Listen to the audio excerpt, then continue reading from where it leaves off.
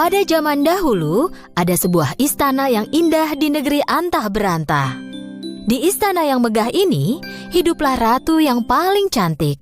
Ratu punya satu permohonan agar dia bahagia, yaitu ingin memiliki bayi perempuan yang cantik. Suatu hari di musim dingin, saat ratu menjahit di dekat jendela, dia tiba-tiba tertusuk jarum. Dia segera mengusap darahnya dengan selembar kapas, dan saat itu dia mengucapkan permohonan. Aku berharap punya bayi perempuan yang kulitnya seputih salju, matanya lebih cerah dari permata paling berkilau, bibir semerah ceri, dan hatinya penuh sukacita. Dan suatu hari, permohonan ratu baik itu menjadi kenyataan. Dia melahirkan seorang bayi perempuan yang cantik. Mereka menamainya Putri Salju. Tahun berlalu dengan cepat, tetapi kebahagiaan mereka tidak berlangsung lama. Ratu baik hati jatuh sakit dan tak lama kemudian meninggal dunia. Tak berapa lama, raja semakin tua dan menjadi sangat lemah. Jadi dia menikah lagi dengan seorang perempuan. Ratu baru ini cukup cantik, tapi hatinya jahat. Dia seorang wanita yang sombong dan pencemburu. Setiap hari, ratu akan melihat ke cermin ajaibnya dan menanyakan pertanyaan ini. Cermin-cermin di dinding, siapakah wanita tercantik di seluruh negeri? Dan cermin ajaib akan menjawab, Tak ada yang mulia, Andalah satu-satunya wanita paling cantik. dan ratu akan sangat senang dengan jawaban ini. Sejak kedatangan ratu jahat, semua yang ada di istana mulai berubah. Karena perbuatan jahatnya, kerajaan menghadapi banyak sekali masalah. Jadi untuk mengatasi masalah itu, raja harus pergi dari istana. Ratu jahat sangat senang karena kini raja pergi, dia bisa melakukan semua sesuka hatinya. Tahun berlalu dengan cepat dan Putri Salju tumbuh menjadi gadis yang cantik. Di tempat yang tak terlalu jauh, seorang pangeran tiba-tiba melihat bayangan Putri Salju di sungai tempat dia minum air. Dia segera melihat sekeliling, tetapi tidak melihat seorang pun selain burung-burung di atas kepalanya. Pada suatu hari, ratu berada di depan cermin ajaibnya lagi. Cermin-cermin di dinding, siapakah yang tercantik di seluruh negeri? Cermin menjawab, Begini, maaf, tapi bukan Anda ya ratuku. Putri Saljulah wanita tercantik. Ratu sangat marah ketika mendengar jawaban cermin ajaib. Dia segera memanggil pemburu favoritnya dan memberi perintah yang menakutkan. Bawalah Putri Salju ke hutan dan ambil jantungnya untukku.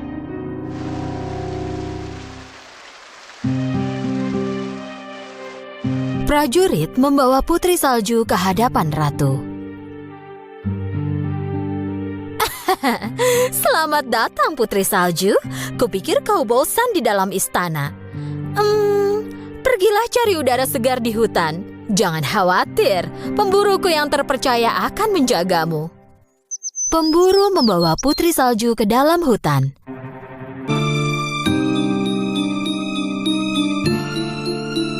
Tapi melihat Putri Salju yang berhati murni dan baik itu, pemburu tidak dapat melukainya. Pemburu memperingatkan Putri Salju agar jangan kembali ke istana. Saat matahari terbenam, dia meninggalkan Putri Salju di hutan dan kembali ke istana. Putri Salju sangat takut di hutan gelap itu sendirian. Dia duduk di bawah pohon dan mulai menangis. Sampai akhirnya, dia tertidur. Di pagi harinya, Putri Salju terbangun oleh kicauan burung dan banyak sahabat hewan kecil yang mengelilinginya. Karena hewan-hewan ini tahu dan mencintai Putri Salju, mereka menunjukkan jalan padanya. Mereka membawa Putri Salju ke rumah mereka yang juga sekecil tubuh mereka. Dengan ragu, Putri Salju membuka pintu. Semua yang ada di dalam rumah itu berukuran sangat kecil dan berantakan. Putri Salju tak bisa menebak siapa pemilik rumah itu, tapi dia tak punya tempat tujuan lain. Jadi dia memutuskan untuk bersih-bersih.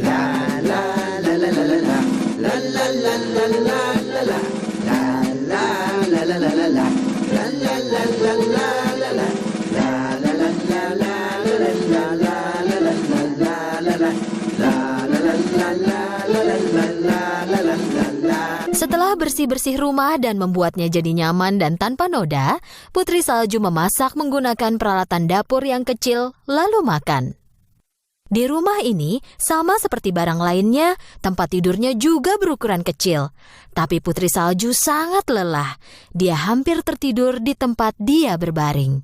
Dia pikir tak akan ada bahaya yang menimpanya di tempat ini, lalu jatuh tertidur pada beberapa tempat tidur yang digabungkan. Di malam hari, 7 kurcaci yang merupakan pemilik rumah cantik itu pulang ke rumah setelah bekerja di pertambangan. Dan saat masuk, mereka sangat terkejut. Rumah bersih dan tercium aroma makanan lezat. Dok mencoba memikirkan apa yang terjadi. Ada sesuatu yang mencurigakan dengan ini semua. Siapa yang melakukannya?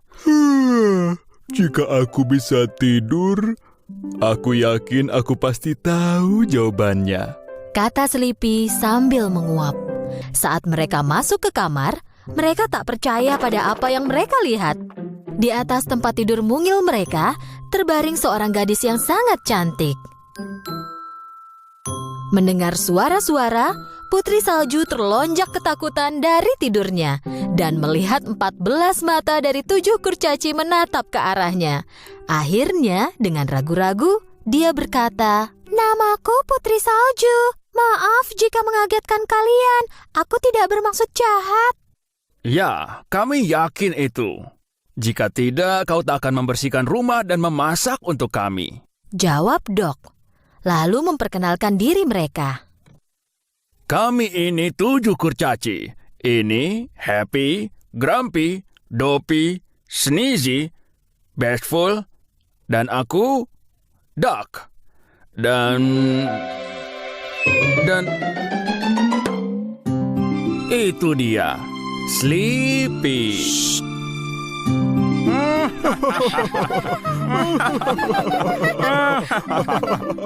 Putri Salju senang sekali karena punya 7 orang teman lagi yang menyenangkan. Ia bercerita tentang semua yang telah terjadi. Ketujuh kurcaci sangat sedih mendengar semuanya. Mereka meminta Putri Salju tinggal bersama mereka. Putri Salju setuju dan selalu membantu. Mereka mulai hidup bahagia dan damai. Tapi kebahagiaan mereka tak berlangsung lama. Suatu hari, Ratu menanyakan pertanyaan yang sama ke cermin ajaibnya. "Cermin-cermin di dinding, siapakah wanita tercantik di seluruh negeri?" Jawaban cermin masih sama. Begini, maafkan aku, tapi bukan Anda yang mulia. Putri Salju, dialah yang tercantik dari semuanya. Tapi Ratu pikir Putri Salju sudah meninggal. Ratu sadar bahwa jantung yang pemburu bawakan sebenarnya jantung rusa dan memutuskan untuk melakukannya sendiri kali ini. Pagi hari yang menyenangkan di rumah 7 kurcaci. Dok mengulangi peringatannya seperti biasa. Jangan lupa aturan kita. Jika ada orang asing mengetuk pintu saat kami tidak di rumah, jangan dijawab. Baiklah Dok, tapi kalian jangan terlambat pulang ya. Saat Putri Salju menyiapkan makan malam, terdengar ketukan di pintu. Dia tak mengira kurcaci akan pulang jam segini. "Siapa itu? Dok, apa itu kalian?" Dari luar terdengar suara wanita tua. "Aku tak bermaksud jahat, Nak. Tolong buka pintunya." Dibukanya lah pintu. "Oh, gadis cantik. Aku ini wanita tua yang kebetulan lewat. Jika kau berikan semangkuk sup, aku akan sangat berterima kasih." Putri Salju membawa masuk wanita tua itu dan menawarkan semangkuk sup panas. "Terima kasih, sayang. Aku tak punya uang, tapi punya apel merah cerah paling lezat untukmu." Satu gigitan akan terasa seperti surga. Putri Salju menggigit apel itu karena penasaran. Dan setelah digigitnya, dia pingsan dan jatuh di lantai. Wanita tua itu tak lain adalah ratu jahat yang menyamar. Dan apel itu bukanlah apel surga, tapi apel beracun. Bahkan satu gigitan cukup untuk membuat Putri Salju tertidur, yang membuatnya tidak pernah bisa bangun lagi.